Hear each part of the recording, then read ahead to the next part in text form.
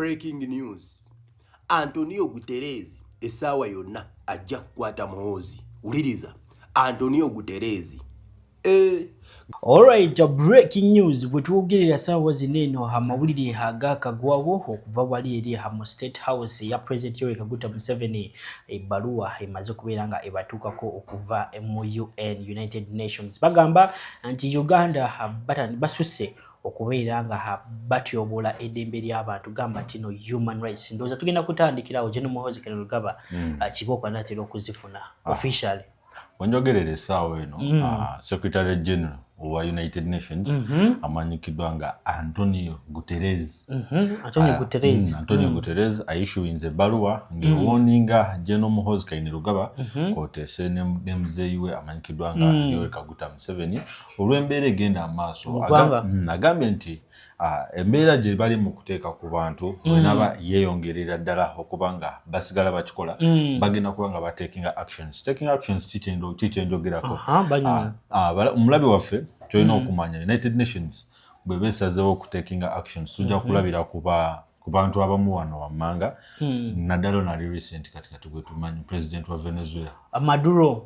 Maduro oyo y'omu ku baali batyobola eddembe ly'abantu. By the way, awo nyini nga leero nagendayo katuke tubasabe video eno bagituweleka like isobole okubeera nga etambula ku speed eya waggulu nnyo batanaba kubeera nga osubscribinga nyongera okujjukiza nawe subscribinga weegatte ku mukutu gwaffe guno. Tubale tukyanga tugamba ku mukulu President Maduro. Nzijukira bulungi nga America inaatera okubeera nga emulumba wano wenyini mu Uganda bagenos ab'enjawulo General Muhoozi Kainerugaba wamu n'abalala bavaayo bagamba nti America tesobola lumba Venezuela ina abajasi wansi ku ttaka. Naye it was just a night like this and a morning like this twagenda owulira mawulire nti America yamaze dda kubeera nga emunona. Imagine musinga Venezuela which is somehow far better than Uganda. Bamunona mu seconds bili. Engeri gye batwalamu no Maduro byali biringa filimu zetuze tulaba. Engeri gye bamukimamu kyali fena tulowooza nti oba yali AI wabula kyakakasibwanga omukulu atuuziddwa mu office y'omunene Donald Trump. Nakimanyi nti America ye superpower y'ensi yonna era bweba ekusonzeemu olwala definitely ebe ina okukola ki ebe ina okuggusa. Do you think the human rights violations has reached the threshold here in Uganda okuleetera America oba United States of United Nations okubeera nga ebeera involved? United Nations okuvaayo kyakitegeeza nti ewulidde oba amaziga agakoze ki gabadde mangi oba abanyigirizibwa beeyongedde okuba abangi ate n'oba olaba nti mu kunyigiriza kati okugenda maaso tekuliko myaka Wensanvu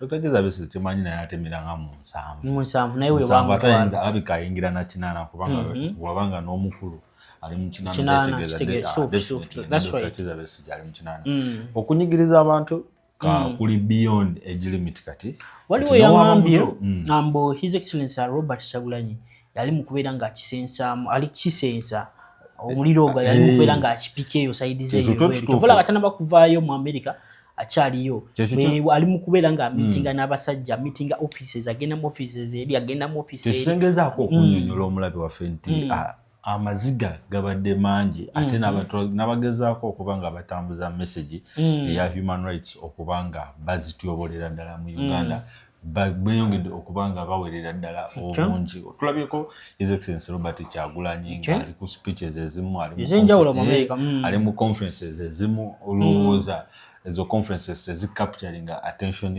attention z'abakulu bano definitely bakikulaga nti attention nabo bakola ki baba bakiraba ate jjukira buli His Excellency Robert Kyagulanyi wakwatira mzindaalo oba wafunira opportunity okuba nga ayogera ateekamu kali kaba political prisoners atenga bangi ate ekimanye kyasinga okuleetera General Muhoozi Kainerugaba obuzibu abangamba nti no eri street gya deletinga eri agiteekayo yagamba muno nakatta babiri His Excellency Robert Kyagulanyi yaddako ate tembadde nange tembadde nzizaako ekyo kikulagira ddala nti ye n'omukulu bwe guba muzannyo yeekubajje kubanga tosobola kuvaayo ate neweerooka kitegeeza America yo nga yo esobola ogenda mu silence negamba nti no katujja tumuleka akole byakola when the time Wiche chovola abagamba omusango teguvunda kati olina omanya era tongere ndowooza okusabanga bana Uganda anytime from now tuyinza okulaba ebyamagero nga byogwawo tomanya omukulu bayinza okubanga esawa yonna yena bakola ki bamusena kituufu nnyo ngenda bakupulengera videos oba ebirowoozo by'abana Uganda abamu aboogedde ku nsonga zino eza UN okuvaayo ne summoninga oba okubeera nga egamba President Yoweri Kaguta Museveni ati bamutunuulidde bamutaddeko zi satellites bamutaddeko has GPS ez'enjawulo bali mu kubeera nga bagoberera every step and move that he does with the son General Muhoozi Kainerugaba. Sooka owulirize bana Uganda ku nsonga zino tumanyi tuyongereyo n'ebirala maaso awo. Breaking news. Antonio Guterres essaawa yonna ajja kukwata Muhoozi. Wuliriza. Antonio Guterres. Gana amawulire gaakagwawo. Era ne president waffe ava garu postinga ku mukutu gwa X. Antonio Guterres gwatamumanyi. Ono ye SG oba goyinza okuyita Secretary General wa United Nations. Ye SG Secretary General wa United Nations Antonio Guterres. Kati ayina omwogezi we gwe bayita Stefan UN spokesperson okitegeera gwe bayita Stefan yabipostinze yagambye bw'ati obiraba yabipostinze yagambye bw'ati Antonio Guterres nasooka n'amutaginga is closely following recent developments in Uganda. Ali awo kumpi agoberera kwebyo biri mu kugenda mu maaso wa Uganda. Uliriza. He notes with concern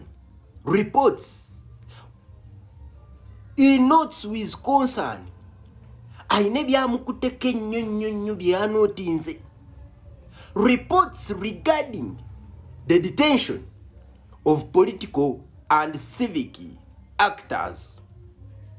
Byamukuteko nnyo ebyokukwata n'okuggalira bana byabufuzi ne bakazanyirizi bebe bana byabufuzi ne ba those actors oba bakazanyirizi ahabu simanyi ndi activists simanyi ndi yani okubagalira including cases in which the whereabouts of some individuals have not been clearly established.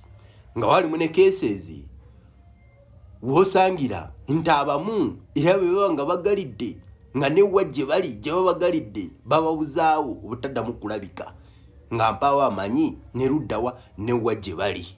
Oyo abadde Antonio Guterres Secretary General wa United Nations nga postingibwa omwogezi we amanyidwanga amanyidwanga ba Henry Stefan amanyidwanga Stefan UN spokesperson man bamulonda yali biro ba 14. Yes, I think so.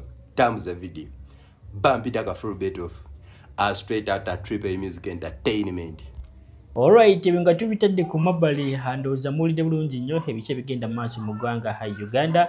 Kwatana bakubeera ngo subscribing akadde kajja mu personalize okateeke mu latest updates nga zino obirengo zifuna mu budde. Nyongera okujjukiza Sheikh Ashraf omusomi w'edduwa agamba ko enangole n'ebizibu anamba zizira osimbyayo 711. Olunaku olwaleero omukulu amanyikiddwa nga Mathias Mpuuga ebibyo ebyongere ddala okubeera nga byononeka abasirikale naye bamutandise kubeera nga bamutambulirako era anytime from now billions 1.5 zebegabanya nga abakomiti yaliko sasa yaliki yase kuba wale komiti yaki ya parliament gye balimu yali akulira kati mbu byamaze dda okubeera nga biza omuzigo tulina okumanya essaawa eno Mathias Mpuuga nebegaba mazzi kamira kubanga babasobola okukwata ow'ekikumi million billion zenjogerako waliwo gwe bakutiwa millions 74 74 million omukyala waitule or something like that 75 million ate katwalo nabo obuwumbi what about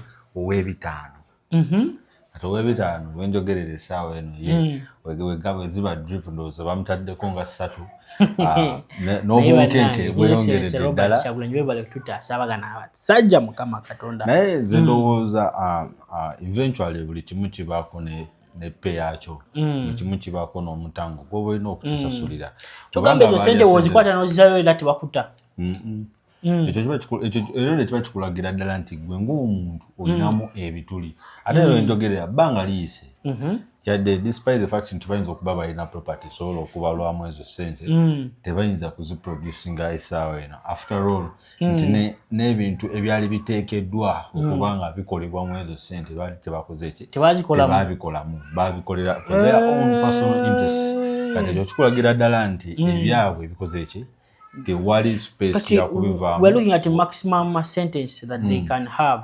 Olowooza basobola okusibibwa ebbanga ki abo bonna aba emergency funds tandikira ku Anita Among waliwo gwe twalabako baali bamuyita Muhoozi yali akulira URA naye yali manganya sente ne bamusiba baali bamusalidde emyaka gyali 18 naye twalaba nti yamala n'afuna presidential pardon after 6 years in jail eLuzira ngali Luzira myaka 6 yakamala emyaka kitegeeza obole nabo bagenda kubeera nga bali mu myaka 6 it depends how close you are to the big man to the boss kati gwemanyi webanga bamuteeseeyo basobola okuba nga bamuwa presidential pardon ayinza okuba Anita Among basigadde ate nga Anita Among bagamba ajene Muhoozi Kainerugaba pakanikatisa n'abakubeera nga amukiriza okugenda mu ddwaliro talinaba kubanga amukiriza naye remember that nti General Muhoozi Kainerugaba he gets orders from above and who is above it's Yoweri Kaguta Museveni definitely the president waba asobodde okubanga apardoninga Anita Among yategeeza ne General Muhoozi abatakyakola ki abatakyassaayo nnyo mbeera. There is a rumor that's going on that Uganda right now is being controlled by General Muhoozi rather than President Yoweri Kaguta Museveni. Kicho jogerako might be playing zino videos ezigenda kubibwa ebya ez'omukulu Honorable Mathias Mpuuga ezigenda kubeera nga zimukwasa naye. That's very possible. Olw'ensonga nti recently twalabanga omukulu ateeseeyo tweet ye mwennyini General Muhoozi Kainerugaba n'agamba nti he is the president or is the acting president of Uganda amaze okuba nga akola ki awamba nalabako ne mukulu Lumbi eno Lumbi yakakasiza ddala nalabeka Lumbi ng'agamba kino olunaku olw'ejjo yakozaawo video n'agamba kino abasajja bayinza baba bateekawo General Muhoozi nga decoy nga yagenda obeera president Uganda naye nga yakulira section y'amagye ate nga amagye bijjukire bulungi tino gegamaanyi ku poliisi gegamaanyi ne ku bantu kitegeeza noyo bataddewo president akola nga decoy oli General Muhoozi asigala akola ki yafuga ekyo bwe kiri actually just okuba nti tebanaba kubanga bakiteekawo officially oba bakikubirawo ddala bannayuganda mu maaso ga nti bagamba nti this is what is happening n'abako oba kimanya abalabe fusima babagobererako amawulire g'ebweru president Paul Biya we Cameroon exactly naye yakwata mutabaniwe n'amufuula vice president ate n'amufuula akulira amagye mulundi gumu byonna omulundi ogwo ekyo kati kiba kikulaga nti ye ng'omuntu amaze okusekiwalinga ki entebe ye nti nawe waba atudde mutabani we yaba akola ki yaba agenda okubanga addawo naye kuba kuwambibwa mutabani we yaba akola ki yaba awamba kati definitely awo biraba nti ebiri ebi biyinza okuba nga bebiri ne Uganda just okuba nti Uganda tebinaba kubeera officially denounced or officially announced to the public nti President Museveni ahandinze over to Muhoozi Kainerugaba. Okay. Yogero bajjukiza video mujitweleka like so kwena ngetambula ku speed ya waglunyo gotana subscribing awegate ku mukutu gwa feguno gwe nangole na business yo yagala kulanga nafe namba za fezia osimbia yo 373 tukubire ko batu inboxing WhatsApp so ko elize ensoga za Mathias Mpuuga na lwachi bagenda okumusiba ekituufu Kyagulanyi Center mutukkiriza oli mugezi Mpuuga de Mapuuga gwe mumanyi obulungi essaawa yonna bagenda kumuteekako obunyogoga nsonga ya kulya sente za parliament kulya sente za miwa musolo bakamishona bonna nga bagabana sente mu maka gaabwe tebasuzeeyo amawulire genfuna Mpuuga baamunoonyeza ekire ekikeseza leero mu maka ge agamanyiddwa ag'ekyengera n'ennyendo mukungwe nga tali yeera nga teyasuzeeyo ekikigwe we twogerera mbu bano baliira ku nsiko Kyagulanyi Center mu yavaayo n'akwata Mpuuga ku nkoona n'amugamba sigenda kukolagana na muntu alya sente ya muwa musolo sigenda kukolagana na muli wanguzi abangi ne muvaayo ne mugamba mbu Kyagulanyi alwanyisa abateeketeeke abo be bateeketeeke Mu byaddala essaawa yonna bwe muwulira nti Mpuuga bamukutte bamunywedde temwebuuza bagenda kuba bamaze omuteeka mu mabuusu nsonga yakulya ssente zaamiwa musolo. Essaawa yonna bakamiisona nga kwe kuli Mpuuga Chris Obore, the man who said we are in things, is now in Luzira. Things fall apart. Luck can put you in a better place, but your character will kick you out. And those of you who are saying, why are they arresting the smaller fish? Since when did Chris Obore become a small fish? How can a director of communications and public affairs at parliament become a smaller fish? When you look at the official positions of these people that have been sent to Luzira with Chris Obore, you know that they are not small fish. Among them, there was Executive Secretary in the Office of the Speaker, Director of Human Resources at Parliament, Director of Communications and Public Affairs at Parliament, Principal Research Officer, Capacity Development Officer, CEO Parliamentary Circle. Can you imagine? These people had the power to apply for a loan, process it on their own, and approve it, and then disburse the money. You see? People who had such kind of power, you call them small fish. They have been participating in money laundering. Those of you who don't understand what money laundering means, this is obtaining money in illegal ways and trying to invest it and make it look legitimate. So you get money in all bad ways. You try to invest it in the formal activities in order to make it look like it's clean money. So some people call it cleaning money. Now, if these people have engaged in any of those activities, the Anti-Corruption Court will submit them to High Court because the Anti-Corruption Court does not have jurisdiction to handle money laundering cases. And at least none of you is saying they are innocent. I've heard some people saying, why are they all from the same region? Yet we have been hearing people complaining that the speaker only brought people from our home, their relative, and gave them job. You are the same people who have been complaining. You see, sometimes Ugandans, you can also be confusing. In fact, you are not confusing, you are confused. You want someone to fight corruption, but whenever they arrest a person, he automatically becomes innocent in your eyes. And you start complaining, why are they arresting the small fish? Even if you don't support Muhoozi, but Ugandans, you must learn how to put credit where it is deserved. The man is busy arresting corrupt people. And he started with the army. Anyone in Uganda who is coming up to stand in the way of Muhoozi, that person is a thief. They are very worried. They want to protect themselves by trying to say, no, Muhoozi is doing bad. So before you ask why are they all from the same region, you first ask Anita Mong who gave them job there. So Ugandans, if you want to fight corruption, you better wake up and stop being stupid. Stop being very dishonest. Before you blame the one who is arresting them, blame the one who gave them job, yet they are from the same region, if not relative. So corruption is not only in monetary terms. For you think corruption is when someone steals money. That is embezzlement.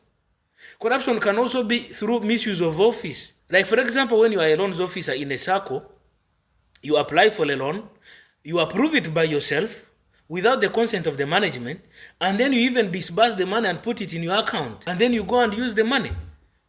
Meaning that you will even determine the rate, the interest rate, or if not, you will even give the money to yourself without even writing it down. So I saw the lawyers of these people saying they want a short adjournment, like they should put the date nearer.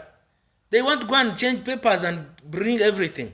Because if you have been in money laundering, it means you now use your pen and paper to forge some figures and make sure the books balance. So Ugandans, we must stop protecting thieves in this country. The only person that is protecting thieves at this moment is you, who is asking stupid questions. Why are they from the same region? Before even minding how they got the job from the same region or family. Those of you are saying, why are they capturing small fish? You just ask Chris Obore and his colleagues to give us the names of those bigger fish. At least there they will be helping. So, Muhoozi Jew, may God continue to bless this man with enough wisdom and enough confidence. Uganda needs someone who is going to do things